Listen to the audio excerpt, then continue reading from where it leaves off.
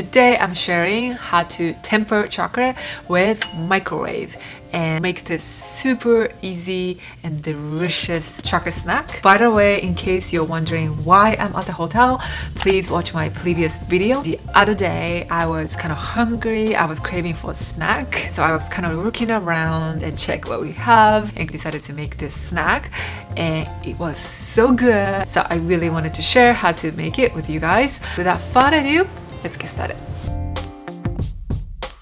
So I have this paper bowl that we have been using for like sandwich for dinner. So this is the chocolate that I'm gonna use today. This one is 55%. So you need 4 globs of chocolate. If you want, just weigh your globe. 1, 2, 3, 4. Alright. And just in case you want to know, of course I have a scale. I'm just gonna tell you what ounce or gram that is. 133 gram. Today we are heating up every 15 seconds, and each time I'm going to mix it, and toward the end I'm going to shorten the time and heat up for like 7 seconds or 5 seconds, and really try to be careful so that I'm not gonna melt chocolate too much. And I'm going to stop when the chocolate is completely melted. I'm gonna show all of that in a second, so let's heat up for 15 seconds.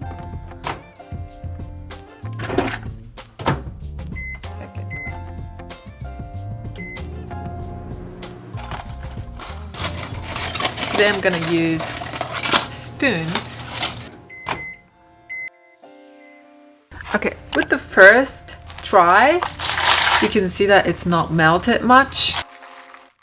So I'm not even gonna mix. I'm going to add another 15 seconds.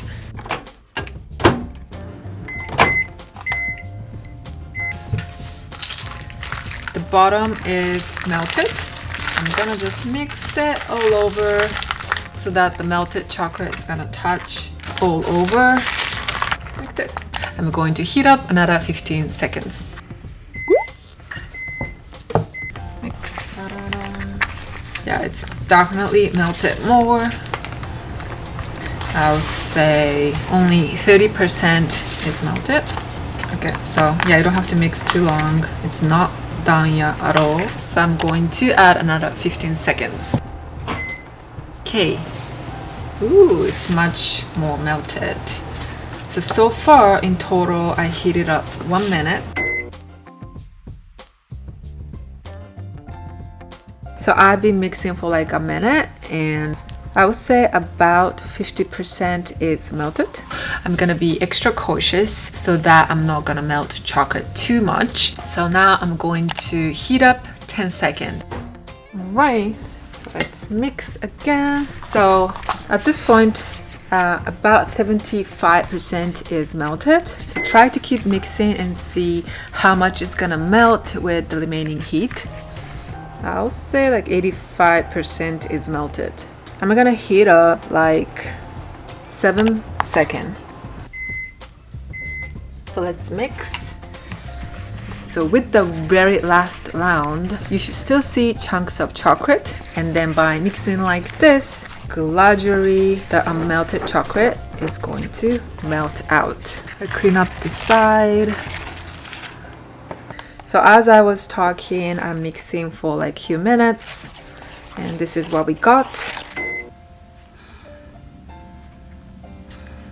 So this is done, so let's add ingredients. So this is the Cheerios I got from breakfast.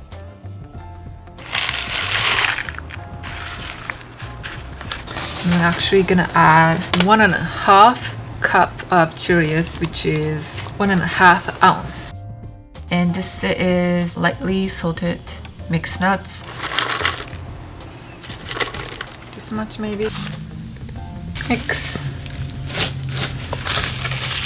And then, ta-da! I'm going to add some freeze-dried raspberries. If you like the combination of chocolate and raspberry, I think you're gonna love this. I will do 1, 2, 7, 8. I think that's enough. Okay.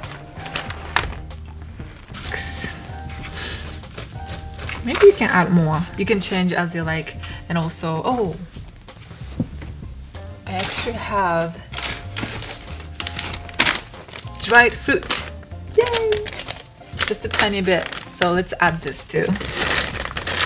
About 2 tablespoons. Let's mix. So this is like fruity morning bar chocolate snack. Flip well.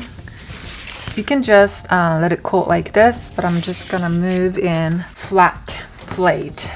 Or you can pour in a square or rectangle tray and chill and cut with a knife to make morning bird shapes. So if your room temperature is nice and cool, you can just leave in the room temperature, but if it's kind of warm, you can chill in the fridge, and after that it's ready for you to eat. Okay, ta-da!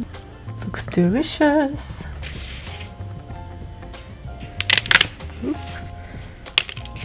Ooh.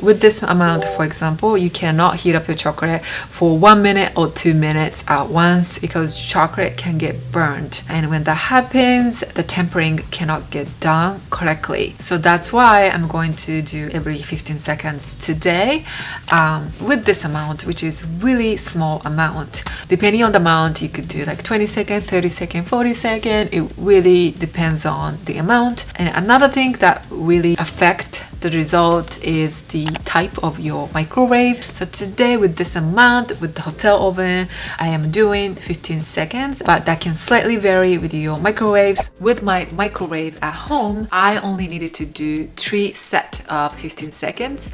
I didn't have to do it 4 times. And after that, 10 seconds, and after that, 7 seconds. So try with your microwave and see if you need to adjust the time. And one more thing that can affect how much you want to heat up each time is the type of chocolate. So today I'm using dark chocolate with 55% cacao, but white chocolate gets melted a lot quicker than dark chocolate. And even if it's a dark chocolate, compared to 50% dark chocolate, 70% is gonna take longer to get melted completely.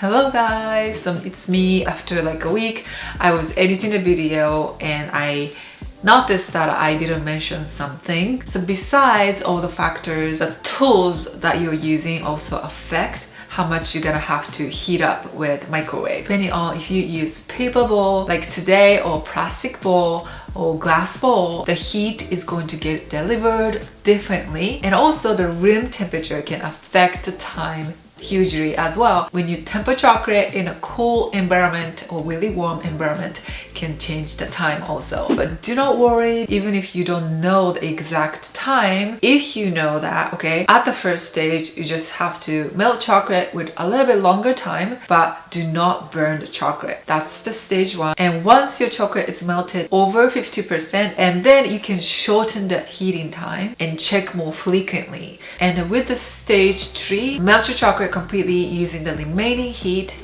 and ideally the last pieces of chocolate is just melted when it's done. So when you feel that you might went over the temperature a little bit and you're nervous and you don't have a thermometer, this is the tip you can do. You can dice really small amount of chocolate and add really tiny bit, like 1 dash, and then mix it. And if the chocolate melts, that means that there's a high chance that the temperature was over the aimed temperature. So in that case, just keep adding small pieces of chocolate until it stops melting. So like that, if it's not too late, you can adjust like that. It is a quick way to fix your chocolate. So today I didn't use thermometer because I wanted to show you how you can judge if it's done without it. But of course you can use it. So how much you want to heat up in the end really depends on the percentage of cacao inside. I'm probably gonna put the graph over here.